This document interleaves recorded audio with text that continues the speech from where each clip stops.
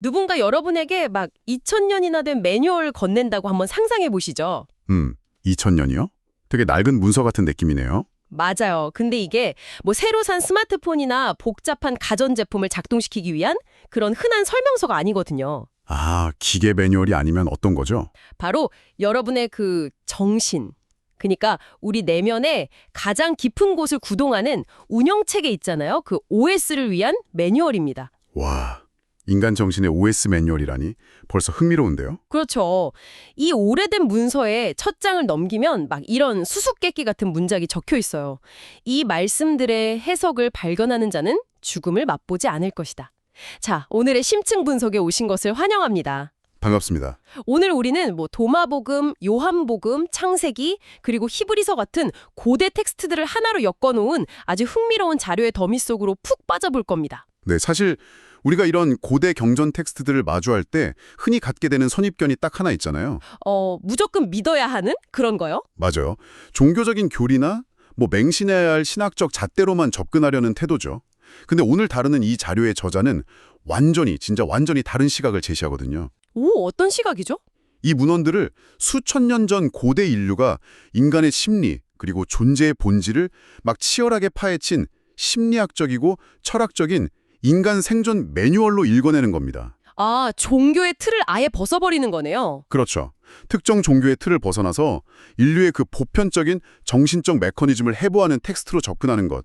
그게 바로 오늘 우리 탐구의 핵심 미션이라고 할 수 있습니다. 좋습니다. 그래서 우리는 철저히 이 자료가 제시하는 관점이랑 분석을 따라가 보려고 해요. 자, 방금 제가 오프닝에서 언급했던 그 매혹적인 후킹 포인트로 바로 들어가 보죠. 네, 그 도마복음 1장에 등장하는 구절 말이죠. 맞습니다. 해석을 발견하는 자는 죽음을 맛보지 않을 것이다. 오늘날 막 타인의 평가랑 정보의 홍수 속에서 허우적거리는 여러분에게 이 한 줄이 왜 생존 비급이 되는지 파헤쳐야 하는데요. 해석이라는 단어가 참 중요해 보이네요. 그러니까요. 대체 여기로 말하는 해석이라는 게 뭘까요? 우리가 학교에서 국어 시간에 시나 소설 읽고 막 작가의 숨은 의도를 해석하시오라고 할 때 쓰는 그런 창백한 단어는 아닌 것 같거든요. 아, 당연히 아니죠. 그 부분에 접근하려면 이 자료가 분석하고 있는 고대어의 어원들을 찬찬히 뜯어볼 필요가 있습니다. 어원 분석이요? 기대되는데요. 먼저 그 도마복음에서 이 말씀들이라고 할 때 콥트어 원어로는 쇠제라는 단어가 쓰였거든요. 샤제요? 처음 들어보는 발음이네요. 그럴 수 있죠. 우리가 보통 그러니까 word라고 하면 되게 고정된 명사를 떠올리잖아요. 그런데 사이디거의 맥락에서 이 단어는 말하기, 그러니까 to speak라는 아주 능동적인 동사적 에너지를 품고 있습니다. 와, 단순히 종이 위에 박제된 활자가 아니라는 거네요. 맞아요. 내면에서 막 꿈틀거리며 바깥으로 튀어나오는 역동적인 행위라는 건요. 정확합니다. 내면의 생각에서 출발해서 비로소 자기 존재의 고유성을 밖으로 드러나는 행위, 즉 재말하기를 의미하죠. 그렇다면 이 재말하기를 어떻게 해석할 것인가? 아, 거기서 이제 해석이라는 단어가 연결되는 거군요. 네, 자료는 고대 그리스어에서 해석을 뜻하는 단어, 그 헤르메네이아의 기원을 추적합니다. 이 단어의 뿌리는 헤르마라는 고대 그리스의 아주 독특한 풍습에서 왔거든요. 헤르마요. 그게 정확히 어떤 건가요? 기원전 고대 그리스의 그 척박한 땅을 걷는 여행자들을 한번 상상해 보시죠. 구글맵도 없고 포장된 도로도 없는 아주 황량한 길이에요. 길 잃으면 진짜 끝장이겠네요. 그렇죠. 길을 잃으면 곧장 죽음으로 이뤄질 수 있는 위험한 상황에서 그들은 길가에 쌓여있는 돌무더기, 즉 헤르마를 발견하게 됩니다. 아, 누가 일부러 쌓아둔 건가요? 네, 앞서 지나간 여행자들이 야, 이쪽이 안전한 길이다 라고 남겨둔 일종의 표지석 같은 거였어요. 여행자는 그 돌무더기를 보고 스스로 지형을 판단해서 다음 걸음을 내디뎠고 오, 그리고 자기도 돌을 하나 올리나요? 맞습니다. 무사히 지나가면서 감사의 의미로 자신도 그 무더기에 돌을 하나 다듬어서 얹어놓았죠. 아하, 그러니까 이게 단순히 누군가 정해놓은 100% 완벽한 정답을 막 아무 생각 없이 그대로 따라 걷는 게 아니군요. 전혀 아니죠. 누군가의 흔적, 그 텍스트를 참고는 하되 지금 내가 서 있는 이 현실의 땅에서 나만의 방향을 스스로 판단하고 건너서 넘어가는 행위. 와, 정리를 정말 잘해주셨네요. 그 치열하고 주체적인 행위가 바로 해석이라는 거죠. 바로 그겁니다. 누군가가 떠먹여주는 정답을 무작정 외우는 게 아니라 인생이라는 길에서 스스로 표지석을 보고 판단해서 자기만의 발걸음을 내딛는 것. 와, 진짜 멋진 비유네요. 그것이 고대인들이 생각했던 해석의 진짜 의미입니다. 저 이 자료의 분석을 쭉 읽으면서 제 머릿속에 아주 강렬하게 떠오는 비유가 하나 있었어요. 어떤 비유죠? 바로 음악의 악보입니다. 텍스트는 일종의 악보인 셈이잖아요. 누군가 던져준 악보를 보고 막 남의 노래를 앵무새처럼 똑같이 부르는 모창은 헤르메네이아가 아니죠. 훨씬이 아니죠. 음악에서 그 처음 보는 악보를 읽고 즉각적으로 연주해내는 걸 우리가 독보, 사이트 리딩이라고 부르잖아요. 아, 독보. 네네. 작곡가가 남긴 음표, 그러니까 표지석을 바탕으로 하되 연주자 자신만의 호흡이나 템포 그리고 생명력을 훅 불어넣어서 완전히 새로운 나만의 노래, 즉 제소리로 탄생시키는 것. 네. 즉 타인의 악보를 읽어내서 내 존재가 온전히 담긴 나만의 노래를 부르는 행위가 바로 이 텍스트가 말하는 해석이 아닐까 그런 생각이 들더라고요. 와, 아주 훌륭한 시각입니다. 남의 목소리를 막 흉내내는 게 아니라 스스로 자기 존재를 자기만의 고유한 언어와 소리로 표현해내는 것. 네네. 자료가 도마복음을 통해 강조하는 그 해석을 발견한다는 거는요. 결국 나만의 노래를 부르는 법을 깨닫는다는 뜻과 아주 정확히 맞닿아 있습니다. 자, 그렇다면 뭔가 논리적으로 다음 질문이 자연스럽게 따라오는데요. 자료에 따르면 이렇게 나만의 노래를 부르는 자는 죽음을 맛보지 않을 것이다라고 선언하고 있어요. 네, 그 부분이 아주 핵심이죠. 근데 사실 보통 우리 머릿속에 딱 입력된 죽음이라는 건 그 심장 박동이 멈추고 뇌파가 끊어지는 생물학적이고 육체적인 종말이잖아요. 누구나 그렇게 생각하죠. 그런데 이 고대의 철학적 매뉴얼에서 말하는 그 무시무시한 죽음이란 대체 뭘 의미하는 걸까요? 이 지점을 명확히 하기 위해서 자료는 요한복음 8장 51절의 구절을 쓱 끌어옵니다. 사람이 내 말을 지키면 죽음을 영원히 보지 아니하리라. 전문가님이. 저는 솔직히 이 자료를 처음 딱 읽었을 때 여기서 약간의 혼란? 아니 막 반발심 같은 게 생기더라고요. 반발심이요? 왜요? 아니 성서 같은 텍스트에서 막 내 말을 지키라고 이렇게 명령을 한다면 보통 그건 화자인 절대자에게 아무 생각 없이 철저하게 복종하고 순종하라는 되게 권위적인 뜻으로 들리잖아요. 아, 그렇죠. 보통 교회나 이런 데서 그렇게 많이 해석하니까요. 그러니까요. 방금 전까지 우리는 막 남의 노래를 부르지 말고 너만의 고유한 목소리를 내라. 이렇게 말해놓고 갑자기 내 말을 무조건 지키고 순종해라 라고 한다면 이거 너무 앞뒤가 안 맞는 모순 아닌가요?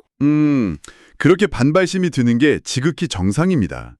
그리고 바로 그 지점이 수백, 수천 년 동안 수많은 사람들이 이 텍스트를 읽으면서 빠졌던 거대한 오해의 함정이기도 하죠. 아, 오해였나요? 네, 이 자료의 분석은 그 오해의 원인을 번역의 한계, 그러니까 언어의 뉘앙스가 쏙 탈락하면서 생긴 문제로 진단합니다.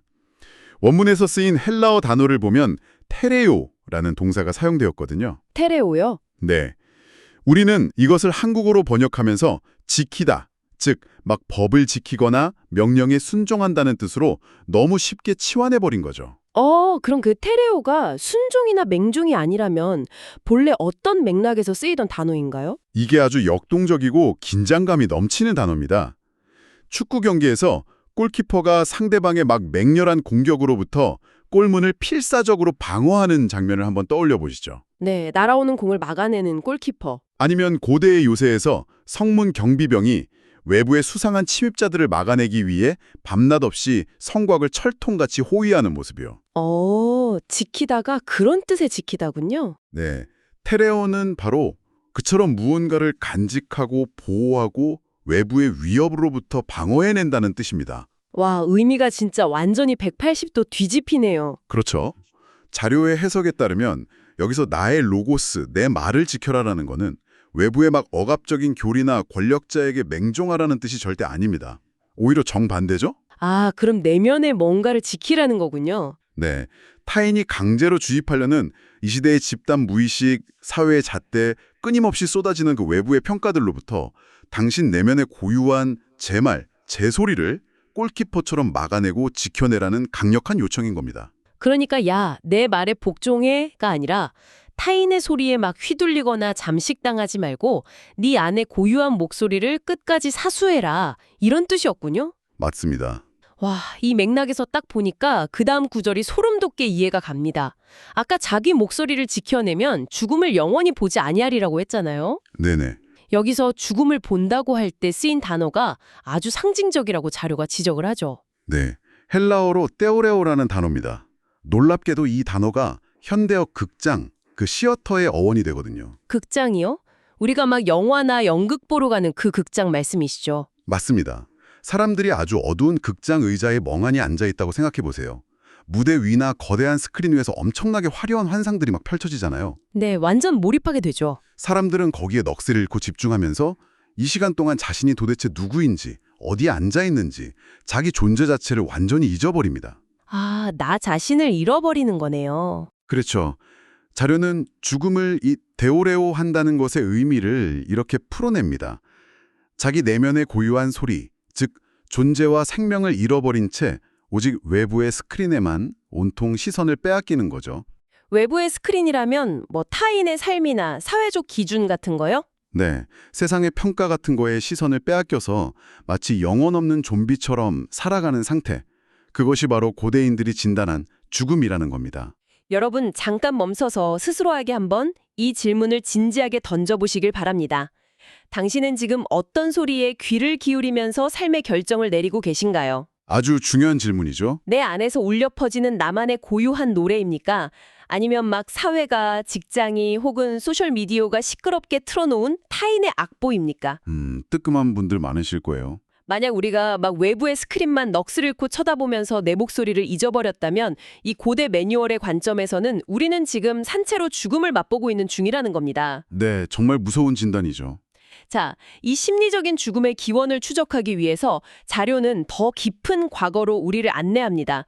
창세기에 등장하는 그 유명한 에덴 이야기, 바로 선악의 지식나무, 선악과 이야기입니다. 사실 에덴의 이야기를 단순히 과거의 역사적 사건이나 막 고대 종교의 신화로만 소비해버리면요.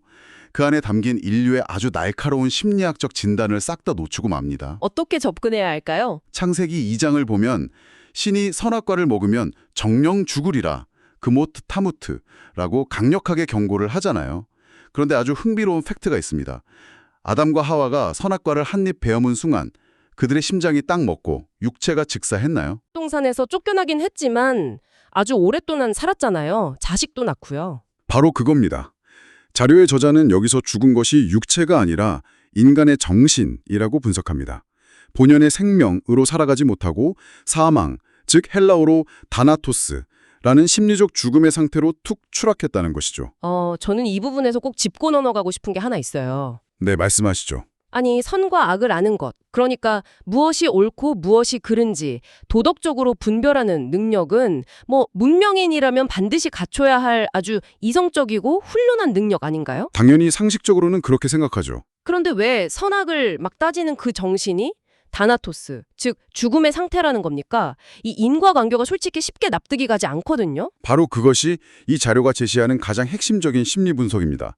이 메커니즘을 한번 싹 분해해 볼까요? 네, 좋습니다. 내면의 자기 자신의 아주 확고한 존재, 즉 생명이죠. 나만의 모래. 이게 꽉 차 있는 사람은 굳이 타인을 깎아내리거나 평가할 필요성을 전혀 느끼지 못합니다. 내 안이 충만하니까 굳이 남을 볼 필요가 없다는 거네요. 그렇죠.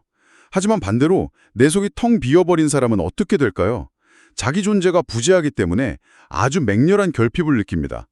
그래서 필연적으로 내 밖에 있는 타인을 자꾸 끌어들여야만 하죠. 타인을 끌어들인다고요? 어떻게? 끊임없이 타인을 관역에다 세워놓고요. 선과 악, 옳고 그름이라는 잣대로 막 분별하기 시작하는 거예요. 아, 저 사람은 틀려먹었어. 내가 맞아. 이런 식으로요. 네. 저건 악이고 나의 생각은 선이야. 이렇게 타인을 정신적으로 막 살해하고 부정하는 그 찰나의 우월감을 통해서만 내가 지금 살아있구나 하고 자신의 존재감을 확인하려는 아주 끔찍한 강박 상태에 빠지는 겁니다. 와, 자료는 바로 이것을 선악 시스템에 갇혀서 매일매일 남의 피를 빨아먹고 사는 죽은 정신, 즉 다나토스라고 설명하는 겁니다. 와. 저 전문가님 설명 들으니까 지금 온몸에 소름이 막 돋습니다. 수천 년 전의 텍스트가 묘사하는 이 심리적 죽음의 증상이요. 오늘날 우리가 스마트폰 딱 켜면 매일같이 목격하는 소셜미디어나 캔슬 컬처 문화랑 진짜 너무나도 완벽하게 찰떡같이 똑같기 때문이에요. 그러니까요. 인간의 본질은 변하지 않았으니까요. 우리가 매일 밤 침대에 누워서 인터넷 커뮤니티나 연예인 가십 기사 댓글창 막 보잖아요. 거기서 얼굴도 모르는 누군가의 아주 작은 실수를 현미경처럼 확대해서 막 잔인하게 비난하고 깎아내립니다. 맞아요. 매일 일어나는 일이죠. 그러면서 우리는 은연중에 엄청난 도덕적 희열을 느끼잖아요. 와, 저런 끔찍한 짓을 한 저 인간에 비하면 지금 분노하고 있는 나는 얼마나 도덕적이고 우월한가, 이렇게요. 네, 그게 바로 텅 빈 존재감을 채우려는 발버둥인 거죠. 내 안에 나만의 고유한 생명력이 없으니까 막 남의 노래가 틀렸다고 지적질하는데 온 인생의 에너지를 낭비하는 겁니다. 남을 막 짓밟고 깎아내려야만 내가 살아있다고 느끼는 뱀파이어나 좀비 같은 상태. 네, 와, 그것이 바로 고대인들이 꿰뚫어본 다나토스였군요. 정확히 그 지점입니다. 이 자료의 저자는 인류의 정신이 수천 년 동안 바로 이 선악 판단이라는 아주 지독한 굴레, 남을 심판해야만 내가 사는 그런 이기적이고 폭력적인 잣대에 포로로 잡혀 있었다고 진단합니다. 정말 암울한 상태네요. 빠져나갈 방법은 없나요? 그래서 자료는 이 끔찍한 상태에서 벗어나기 위한 아주 파격적인 메타포를 하나 제안하는데요. 바로 운영체계, 즉 OS의 대전환이라는 비유입니다. 운영체계라. 이거 일종의 IT 시스템 엔지니어 같은 관점이네요.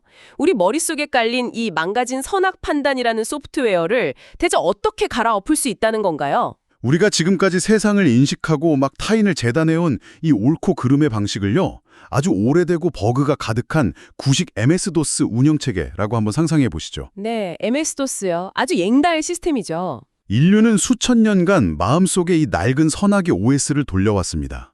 하지만 이 시스템에서는 막 필연적으로 혐오, 갈등, 우월감, 열등감이라는 바이러스가 진짜 무한 증식을 하거든요. 끄덕끄덕. 이 자료는 예수가 등장한 역사적 사건을 이 구식 시스템을 완전히 지워버리고 생명이라는 차원이 아예 다른 새로운 OS를 인류의 정신에 설치하려 한 업그레이드 프로젝트로 해석합니다. 마치 최신 윈도우나 고도화된 AI 같은 시스템으로요. 잠깐만요. 여기서 또 하나의 강력한 충돌이 발생하는데요. 어떤 부분이죠? 자료가 인용한 히브리서 2장 9절을 딱 보면 예수가 이 새로운 시스템을 설치하기 위해 모든 사람을 위하여 스스로 죽음을 맛보려 하심이라 라고 기록되어 있잖아요. 네, 기록되어 있죠. 아니, 생명의 OS, 즉 사람을 살리는 시스템을 막 인스톨하러 온 존재가 왜 본인 스스로 그토록 잔인한 죽음을 맛봐야 했나요? 시스템 복구하러 온 엔지니어가 시스템 안에서 죽어버렸다는 건데 이게 앞뒤가 좀 안 맞지 않나요? 표면적으로는 완전히 모순처럼 보이죠. 하지만 저자는 이 지점이 바로 구시대 시스템을 철저하게 파괴하기 위한 가장 극적이고 완벽한 전략이었다고 분석을 합니다. 완벽한 전략이요? 그게 어떻게... 한번 생각해보죠. 당시의 민중들이나 제자들의 머릿속은 온통 그 낡은 선악 OS로 가득 차 있었습니다. 그들이 원했던 건 로마라는 거대한 악을 물리치고 이스라엘이라는 선을 구원해줄 아주 강력하고 정치적인 메시아, 즉 힘있는 세상 임금이었어요. 아, 권력을 가진 영웅을 원했군요. 그렇죠. 그것이 선악 시스템이 상상할 수 있는 최고의 정점이자 완벽한 슬리였으니까요. 네네. 그런데 새로운 시스템을 설치하려면 기존 시스템의 허상을 완전히 폭로하고 아예 싹 포맷을 해버려야만 합니다. 아, 덮어쓰기가 안 되는 거군요. 네, 그래서 예수는 군중들이 원하는 대로 그 선악체계의 가장 높은 꼭대기, 막 영광과 존경을 받는 세상 임금의 자리로 쑥 올라갑니다. 사람들은 엄청 환호했죠. 호산나 하면서만 환호했잖아요. 맞아요. 하지만 바로 그 절대적인 정점의 자리, 가장 화려해야 할 딱 그 타이밍에 그는 로마의 십자가에 못 박혀서 철저하게, 아주 무력하게 붕괴되어 버립니다. 와, 그러니까 가장 강력한 바이러스를 기존 시스템의 핵심 코어에 그냥 심어버린 거네요? 정확한 비유입니다. 군중들이 막 우리가 옳다, 힘으로 저 악당들을 물리칠 우리의 절대적인 왕이다 하면서 환호하며 굳건하게 세워놓은 그 선악의 끝판왕 자리에 스스로 딱 올라가서 거기서 자폭 버튼을 눌러버린 거군요. 바로 그겁니다. 자신의 처절한 육체적 붕괴를 보여줌으로써 민중들이 철석같이 맹신하고 있던 오름과 권력이 우리를 구원할 것이다 라는 구식 OS 자체의 헛됨을 그냥 산산조각 내버린 거네요. 네, 그 낡은 시스템의 한계를 적나라하게 보여준 거죠. 그렇다면 여기서 텍스트가 묘사하는 십자가 서사 중에 우리가 흔히 놓치는 또 다른 디테일을 하나 꼭 짚고 넘어가야겠습니다. 자료는 골고다 언덕에 세워진 세 개의 십자가에 아주 특별한 의미를 딱 부여하잖아요. 네, 이 자료의 하이라이트 중 하나죠. 보통 영화나 그림을 보면 우리의 시선은 가운데 달린 예수에게만 딱 집중되는데 양옆에 매달린 두 명의 강도, 그러니까 도둑은 이 OS 포맷 과정에서 정확히 어떤 상징을 가지고 있는 건가요? 이 대목에서 자료의 분석이 진짜 아주 예리하게 빛을 발합니다. 이 세 개의 십자가는 단순히 세 명의 사형수가 아니라 우리 마음속에서 구동되는 선악 운영체계의 중심축, 그리고 양쪽 날개를 시각화한 거거든요. 양쪽 날개요? 어떻게 다르죠? 오른편에 달린 강도는 나는 옳다, 나는 율법을 잘 지켰다, 꼬막 깃대를 세우면서 타인을 심판하는 교만한 선의 날개를 상징합니다. 네, 선의 강도. 반대로 왼편의 강도는 어떨까요? 나는 틀렸다, 나는 쓰레기다, 나는 도저히 용서받을 수 없는 죄인이다 라면서 끝없이 자신을 학대하고 자책하는 우울한 악의 날개를 뜻하죠. 잠깐. 전문가님 이 부분은 진짜 너무 파격적인데요. 네, 많이들 놀라시는 부분이죠. 나는 옳다며 막 남을 무시하는 교만함이 나쁜 거라는 건 뭐 누구나 동의할 겁니다. 그건 강도가 맞죠. 그런데 나는 틀렸다, 나는 죄인이다 라며 자기 잘못을 깊이 뉘우치고 죄책감을 느끼는 건 보통 도덕적이고 종교적인 관점에서는 아주 훌륭하고 권장해야 할 태도 아닌가요? 당연히 그렇게들 생각하죠. 근데 이게 왜 내 생명을 훔쳐가는 강도 취급을 받는 건가요? 일상적인 윤리의 기준에서는 죄책감이 되게 선한 것으로 보일 수 있습니다. 하지만 이 자료가 바라보는 인간 존재의 본질적인 관점에서는 이게 완전히 다릅니다. 어떻게 다르죠? 타인을 향해서 막 공격적인 우월감을 뿜어내는 것이나 반대로 자기 자신을 향해서 아주 비참한 죄의식의 칼날을 푹푹 꽂아넣는 것이나 그 심리적 뿌리는 완벽하게 동일하거든요. 결국 둘 다 옳고 그름을 따지는 거네요. 맞습니다. 둘 다 끊임없이 도대체 무엇이 옳고 무엇이 그른가라는 잣대를 막 들이대면서 선악의 지식나무 열매를 아주 아작아작 씹어먹고 있는 강박 상태이기 때문입니다. 화살의 방향만 바뀌냐 아니냐의 차이일 뿐이죠. 이 두 가지 태도 모두 판단을 딱 멈추고 고유하게 존재하는 여러분 내면의 진짜 생명력, 즉 고유한 나의 숨통을 조이고 그 자리를 훔쳐가는 도둑들입니다. 진짜 소름 돋는 통찰이네요. 그래서 자료는 이렇게 결론 내립니다. 선악의 낡은 운영체계에서 완전히 벗어나서 생명의 시스템으로 진입하려면 옳다는 오만한 교만인 오른편 강도, 틀렸다는 비참할 죄의식인 왼편 강도, 그리고 그 두 가지가 만들어낸 투사된 욕망의 정점인 가운데까지. 이 세 가지가 다. 네, 이 세 가지 축이 우리 의식 속에서 모두 한꺼번에 붕괴하고 싹 포맷되어야 한다고요. 그래야만 비로소 생명의 시스템이 온전히 인스톨될 수 있는 텅 빈 공간이 생기니까요. 와, 자, 흩어져 있던 복잡한 퍼즐들이 마침내 아주 거대한 그림으로 딱 완성되는 느낌입니다. 네, 정말 장대한 서사죠. 오늘 탐구의 미션을 다시 한번 싹 정리해 보겠습니다. 오늘 우리가 깊이 파고들었던 이 고대 문헌들, 그러니까 도마복음, 요한복음, 창세기, 그리고 히브리서가 수천 년의 시간을 막 건너뛰어서 여러분에게 전하고 싶었던 그 비밀스러운 매뉴얼. 네, 죽음을 맛보지 않는 법은 결코 죽은 뒤에 천국에 가서 육체가 불로장생한다는 그런 1차원적인 판타지가 아니었습니다. 전혀 아니죠. 철저히 현실의 심리학입니다. 그것은 매일매일 타인의 눈치를 보며 남을 막 깎아내리고 또 반대로 타인의 날선 평가에 상처받아서 스스로를 혐오하고 갉아먹는 이 지긋지긋한 선악의 OS를 우리 의식 속에서 아주 과감하게 딜리트, 지워버리라는 강력한 초대장입니다. 맞습니다. 여러분, 막 인정받고 싶다는 욕망의 노예가 돼서 남의 악보대로 억지로 살고 계시진 않나요? 그렇다면 이 텍스트가 제시하는 시스템 재설치야말로 여러분의 삶의 가장 완벽하고 심리적인 돌파구가 될 겁니다. 전적으로 동의합니다. 이 자료의 관점에서 생명의 새로운 OS가 딱 설치된다는 것은 이런 의미거든요. 어떤 의미죠? 타인의 시선과 사회적 평가라는 그 거대한 외부 스크린에서 마침내 눈을 돌려 여러분 자신의 내면을 깊이 들여다보는 겁니다. 세상이 규정해 놓은 막 온갖 시끄러운 옳고 그름의 소음을 탁 끄고 그 고요함 속에서 온전히 자기 존재의 싹을 틔워 비로소 나만의 고유한 노래를 부르기 시작하는 것. 나만의 노래? 그 상태에 이른 사람은 더 이상 타인을 짓밟아서 자신을 증명할 필요도 없고요. 타인의 비난에 자기 존재가 막 흔들리지도 않습니다. 네네. 그것이 바로 이 문헌들이 말하는 살아 숨쉬며 영원히 죽음을 보지 않는 아주 자유로운 삶의 방식일 겁니다. 여러분, 오늘 이 탐구를 마치면서 여러분의 일상을 아주 뒤흔들 만한 새로운 질문을 하나 던져보고 싶습니다. 네, 좋습니다. 우리는 지금까지 막 선악의 판단을 멈추고 나만의 노래를 부르는 개인의 내면에 집중했잖아요. 그렇다면 만약에 우리 사회의 모든 사람들이 진짜 단 한 명도 빠짐없이 자기 머릿속에 있던 이 옳고 그름의 선악 OS를 완전히 삭제해버린다면 과연 인간 사회는 어떤 모습이 될까요? 와, 상상하기 쉽지 않은 세계네요. 타인을 심판하고 도덕적으로 막 규탄하는 그 잣대가 완전히 사라진 세상. 그곳은 범죄와 이기주의가 판을 치는 아주 끔찍한 무법촌지의 지옥이 될까요? 아니면 우리가 역사상 단 한 번도 경험해보지 못한 타인을 향한 완벽한 이해와 고요함이 흐르는 진정한 평화의 상태가 될까요? 정말 깊이 생각해 볼 만한 주제네요. 오늘 저녁 뉴스를 보면서 막 누군가에게 분노가 막 치밀어 오를 때, 혹은 내일 아침 거울을 보며 스스로가 한없이 초라해질 때 이 질문을 꼭 한번 떠올려 보시길 바랍니다. 세상의 시끄러운 소음을 끄고 텅 빈 무대 위에서 열어둔만의 온전한 노래를 찾으시기를 응원합니다. 지금까지 오늘의 심층 분석이었습니다. 네, 수고하셨습니다. 우리는 다음 탐구에서 다시 뵙겠습니다.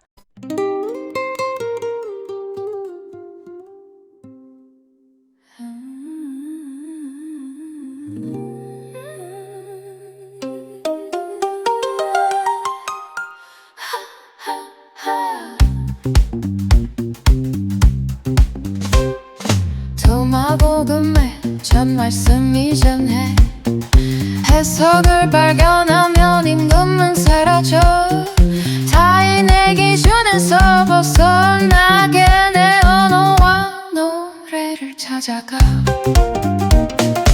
해석은 창조의 빛을 담아 선하게 그물에서 자유를 찾아 정신의 고통을 떨쳐내면 진정한 나를 볼 수 있어 비난과 비교는 이제 멈춰 내 안에 생명이 깨어나 로고스를 완성해 나만의 길로 이 분법의 세계를 내모서 영원한 생명의 노래를 불러 죽음은 더 이상 나를 삼키지 못해 예수의 죽음은 깨달음을 줘 이 분법의 그림자를 지워 내 안에 영원을 새겨놓고 진실의 빛으로 걸어가 비난과 비교는 이제 멈춰 내 안에 생명이 깨어나 로봇을 완성해 나만의 길로 이 분법의 세계를 내모서 영원한 생명인 노래를 불러 죽음은 더 이상 나를 삼키지 못해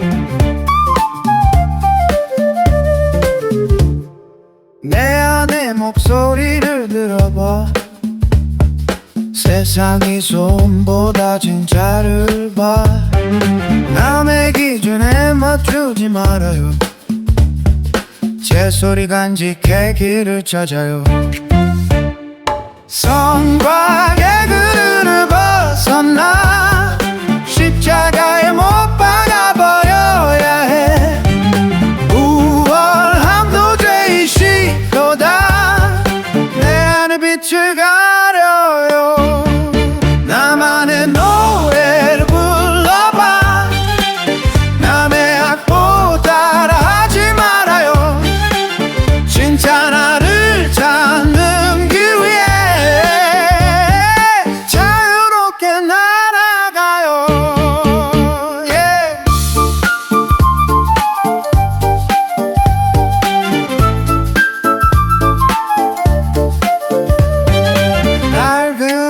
옛것을 지워버려 새로운 생명의 시스템으로 웅별이 눈을 감아봐요 내 안에 진실이 있어요 선과 개그를 벗어나 십자가에 못 박아버려야 해 우월함도 죄의식도다 내 안에 빛을 가